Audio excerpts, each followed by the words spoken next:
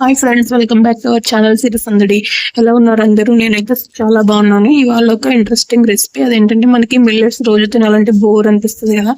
అలాంటప్పుడు ఏంటంటే మనం సింపుల్ గా మిల్లెట్స్ రైస్ చేసేసుకున్న తర్వాత ఒక సింపుల్ రెసిపీ చేసుకోవచ్చు అనమాట. అదే దీంట్లో ఏంటంటే ప్రోటీన్, ఫైబర్ అన్ని ఉంటాయి అనమాట. దీనికోసం ఏంటంటే బండి పెట్టుకొని నేను బటర్ తో చేస్తున్నాను.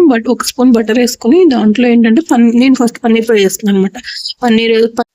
అందులో పన్నీర్ వేసుకొని తర్వాత దాన్ని లైట్ గా సాల్ట్ చేసుకోవాలన్నమాట. పన్నీర్ వేసుకున్న తర్వాత దానికి కొంచెం మసాలా పట్టాలి కదా. పన్నీర్ వేసిన తర్వాత కొంచెం పసుపు, కొంచెం కారం, కొంచెం ఉప్పు వేసి దాన్ని ఒక్కసారి సాల్ట్ చేసిన తర్వాత దానికి కొంచెం మరీ ఉప్పు పసుపు కాకుండా కొంచెం ఫ్లేవర్ కావాలి కాబట్టి దానికోసం నేనేం చేశానంటే కొంచెం మిక్స్డ్ హెర్బ్స్ వేసాను అనమాట. ఇది వేస్తే మంచి ఫ్లేవర్ వస్తుంది రైస్ కి, పన్నీర్ కి.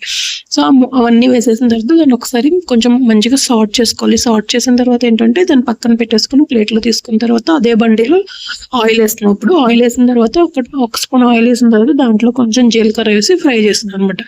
జీలకర్ర వేసి ఫ్రై చేసిన తర్వాత నేను ఒక చిన్న మసాలా చేసుకున్నాను. అదేంటంటే ఒక 5-6 రెబ్బలు వెల్లుల్లిపాయలు, 1 ఇంచు అల్లము, 4-5 పచ్చిమిరకాయలు వేసి మిక్సీ పెట్టాను అనమాట.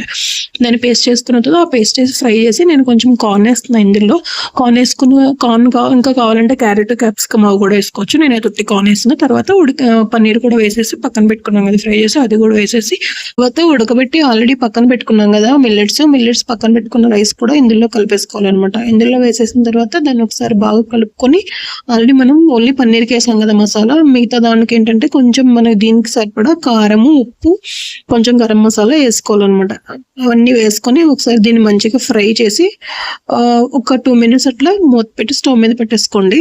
కొంచెం బాగా కలుపుకున్న తర్వాత దీని మీద ఒక గుప్పెడు కొత్తిమీర వేసుకొని దాన్ని కూడా మంచిగా కలుపుకోవాలన్నమాట. దీన్ని మంచిగా కలిపిన తర్వాత లాస్ట్లో ఏం చేయాలంటే ఒక ఫుల్ నిమ్మకాయ దీంట్లో పిండేసుకుని అది మొత్తం నిమ్మకాయ అంతా అన్నానికి పట్టేలాగా కలిపేసుకుని సర్వ్ చేసుకోవడం అనమాట. ఇది చాలా అంటే చాలా టేస్టీగా ఉంటుంది. పిల్లలు కూడా చాలా బాగా తింటారు అనమాట.